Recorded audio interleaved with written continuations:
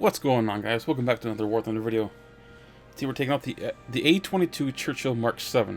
This is a British heavy tank, battle rating 4.7, tier 3.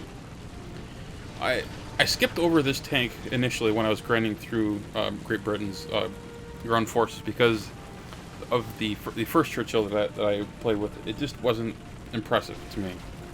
The armor wasn't all that great. And so I just kind of skipped past this in hopes of getting to the later tier tanks. However, right now I'm going back through my British tanks and seeing what else I can find as far as tanks that I overlooked. And this one I'm actually pretty impressed by. The Churchill Mark VII comes with a surprisingly good armor at this tier. It has 152 millimeters of armor on the hull. The lower plate is 139 millimeters, but it's got a big weakness, and that is the machine gunner port is only 25 millimeters thick. This presents a rather significant problem because, and initially my plan was just to go in, rush in, well, as fast as this thing can go, which is not very fast. It's only about a 20-something kilometer an hour tank, which is not fully upgraded, by the way. This is not even halfway upgraded. But my plan was to rush in and just stay on my ground. Unfortunately, that machine gun port is a huge weakness. Reserve tanks can actually penetrate that machine gun port. So if you're going to use this tank, you're going to want to angle yourself even perhaps more so than usual. You're going to want to use your tracks as armor. Basically, you want to angle yourself so much that machine gunner port won't be visible to the opponent, and hopefully your tracks will eat the shot. In this battle, I wasn't aware of the armor weakness of that machine gunner port, so I didn't angle myself too well. But the results ended up being pretty good, all in all. We are on Eastern Europe. We are on domination, actually, and racing towards sea. An M10 that just peeks out here on the right hand side, put one shot into him, managed to get a very lucky shot, managed to ammo rack him. This is the default ammo. It's the M72 shot. It's just armor piercing. It's not very good, and this is one of the weaknesses of this tank. The penetration value at 500 meters is 92 millimeters, and at 1,000 meters it's 76 millimeters. So penetration wise, it's not very good. And you're going to be going up against T-34s, which have doesn't have quite as good a penetration, but they have the armor-piercing, high-explosive rounds, which are capable of one-shotting even this Churchill. But the T-34 can't pen you through the front. Well, it can't pen you through the main arm or the main hull. It can pen you through that machine gun port, and that's something you have to be wary of. But in this match, the biggest concern that I had was the Dicker Max. So the Dicker Max has an outstanding gun. Fortunately for me, there are two Dicker Maxes, and both of them are on the opposite side of the map. They're over in like G5. They're south of B from me, from where I'm looking. So neither of them are pushing me, and that's good for me because I don't have to worry about those guys. But there is a Stug that's going to make an appearance on the opposite side of the river, up by, I believe, E5. You see, we have a friendly, who just got taken out by the Stug. T-34 just got taken out by the Stug, and you'll see him show up there momentarily. And this is where I was a little bit concerned. There's a Panzer over here. One shot him. Again, the round is not very good, but at close quarters combat, this tank is quite capable.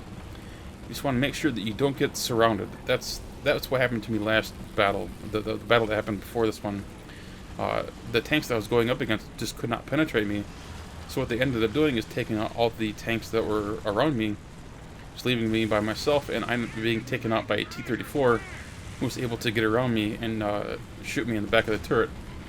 And there you go. You can see that stuck up on the hill off to my right. I'm taking a bomber out, and I'm really worried about getting side shot by that Stug. This thing does not reverse well at all, so my hope was to angle myself just a little bit so that either the round would bounce off the armor from that angled position, or that my tracks would eat up the round. Either way, my hope is he doesn't even shoot me. Here we go. You got one of those Dicker Maxes over here to the south of B. Just drop a couple bombs here and there. Just hoping one of them will get him. Doug sees the bomber coming. He runs for cover. I don't blame him.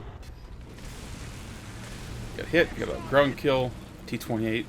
Stug is still out there. I didn't get him. He ends up being taken out here in a moment, but I don't recognize it.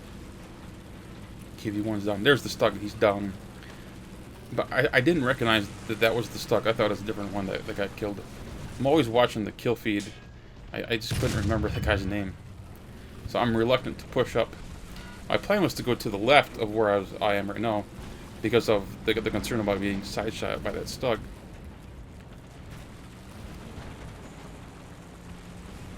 You see, I peek around looking for that Stug to see if he's still up there, and he's not. So I brave forward just a little bit.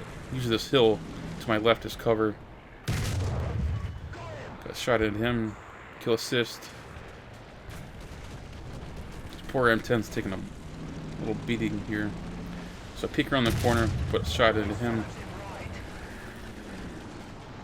And I aim a little too low here and ricochet off that nasty little plate. But next shot takes him out. These early tier American tanks are not that big of a challenge for this, even for this frankly weak gun. After this match, I end up unlocking the next round, which is not all that much better actually. So I think I'm gonna stick with this one. It seems to be doing okay. The problem is when you get up tiered. Most of these tanks in this match were 4-7 and lower. The problem with this tank is it can be up tiered, so it's facing 5-7. So you're facing Tiger H1s and Panthers, and that's an entirely different thing. It's a whole different ball game. You're not going to be able to penetrate those tanks from the front. Or if you get neutral tiering or down tiering like I did, you can actually rack up quite a number of kills. I'm trying to locate the ammo rack on this Sherman. It's just a little bit lower. Of course, there I hit the ammo rack and it doesn't do anything. Just my luck, right? I'm trying to find where the rest of the crew is, and looks like they're all in front, so I aim for the driver. And he's down. That's my 8th kill. Got a Panzer III shooting at me. He managed to retreat just in time. I'm not too worried about him, but at the same time, with that machine gun port weakness, I should have been a little bit more concerned. Thankfully, his shots are not accurate, and odds are he's not very up to tune, or very knowledgeable about the armor on this tank, as most people aren't. Very few people drive the Churchill because it's just a big, slow moving tank. Dicker Max up on the hill. This is a guy that we saw earlier in the match. I want to take him out. Tracks, though, is always a problem with taking on Dicker Max from the side. It's just such a big target, unfortunately. You either end up hitting the tracks or the gun, which is enormous as well. And now I'm on fire. No idea where that was, where that came from. The best luck, or the best guess that I have, is that it was artillery. Hit me in the engine. Actually, the artillery has been the biggest threat, more so than the enemy tanks. Got a 105 Sherman coming around the corner.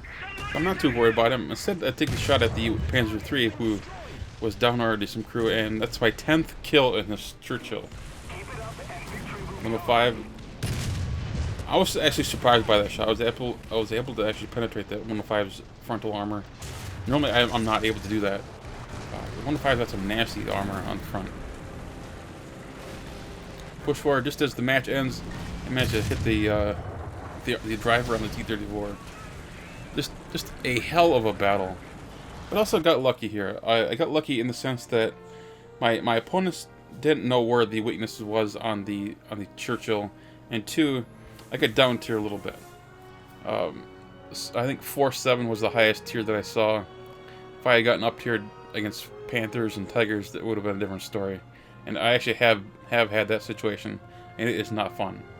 If you get neutral or down tiering, it's excellent. See, I got the M61 shot. It's not very good, unfortunately. So I think I'm gonna stick with the default AP round.